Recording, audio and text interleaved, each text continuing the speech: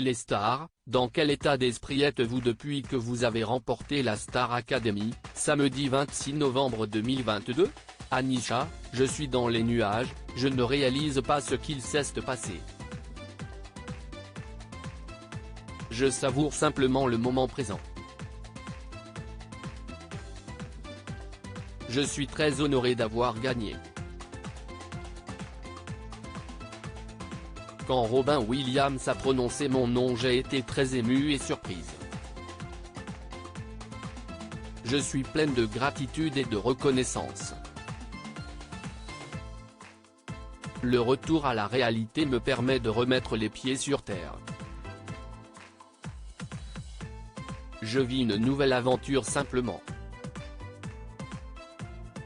Croyez-vous en cette victoire face à Enola ? Je dis toujours qu'à chaque jour suffit sa peine. Je voulais juste partager tout ce qu'il y a dans mon cœur en musique parce que c'était la dernière fois. Je me suis dit que quoi qu'il en était, et même depuis ma nomination, je devais juste profiter et donner au public. L'issue de toute façon était sous leur contrôle. Pour moi, j'avais déjà tout gagné. Quels ont été les premiers mots de vos proches après ta victoire ? Félicitations. Ils ont juste dit que je suis resté moi-même. Si est beau pour eux de voir que mon chemin maintenant se tournait vraiment vers la musique. À qui dédiez-vous votre victoire ? À mon public. Si est grâce à eux. Mais je pense à ma grand-mère aussi, à l'enfant que j'étais. Je doutais beaucoup. Cette victoire me prouve que j'ai ma place dans la musique. Je dédie aussi cette victoire à mon pays. Qu'allez-vous faire des 100 000 € que vous avez remportés ? D'abord réaliser mes projets musicaux. J'aimerais faire des voyages humanitaires et notamment dans le sud de Madagascar, où il n'y a pas d'eau et beaucoup d'enfants en difficulté. Je veux apporter ma pierre à l'édifice dans le développement de l'éducation. Mon aventure et ma musique font écho à ça. Je veux investir dans des projets personnels et mes études aussi. La victoire de Star Academy vous offre un contrat avec Sony. Avez-vous des chansons déjà en préparation ? On n'en a pas encore vraiment parlé mais j'écris des chansons. Je veux apporter des touches folk, country et pop rock à mon premier album. Le but sera de transmettre de la joie, de l'espoir, de l'amour et du courage. Vous êtes menacé de quitter la France et de rentrer à Madagascar si vous arrêtez vos études. Qu'en est-il de la situation ?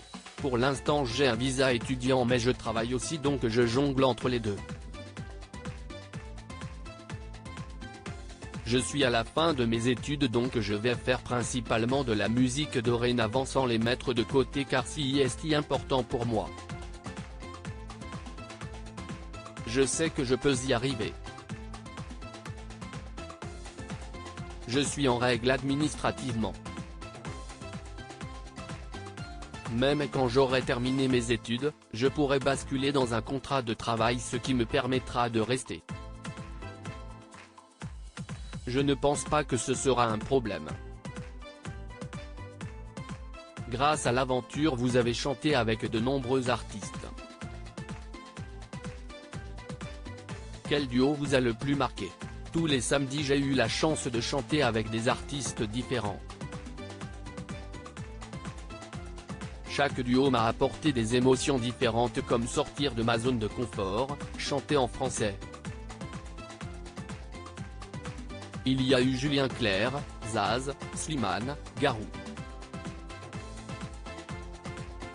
Mais je retiens surtout mon duo avec Patrick Fiori lorsque j'étais nominé. Je voyais mon enfance. Il m'a porté durant la chanson. Je n'oublierai pas Riche avec Claudio Capéo. Il m'a ramené à la douceur. Quand il chantait, c'était comme s'il le faisait pour moi.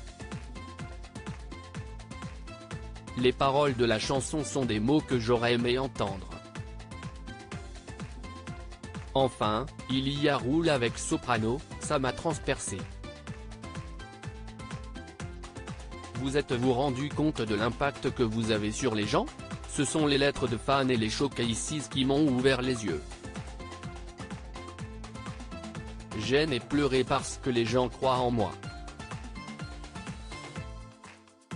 Le message que je veux transmettre est passé, celui de l'espoir, celui d'avancer malgré les difficultés et les embûches. Show must go on. Le passé est ce qui nous forge et nous rend plus forts. Dans cette aventure, j'ai fait face à cette mise à nu en racontant mon histoire alors que personne ne le savait avant. Envisagez-vous un jour de raconter votre histoire à votre public? Jusque-là vous en avez parlé pudiquement. J'espère qu'un jour j'aurai le courage de détailler mon histoire. J'ai cette pudeur de ne pas raconter ce que j'ai vécu. Je veux juste faire comprendre mon message. J'écris beaucoup donc peut-être qu'un jour je ne parlerai. J'espère que tout est déjà dit dans la musique.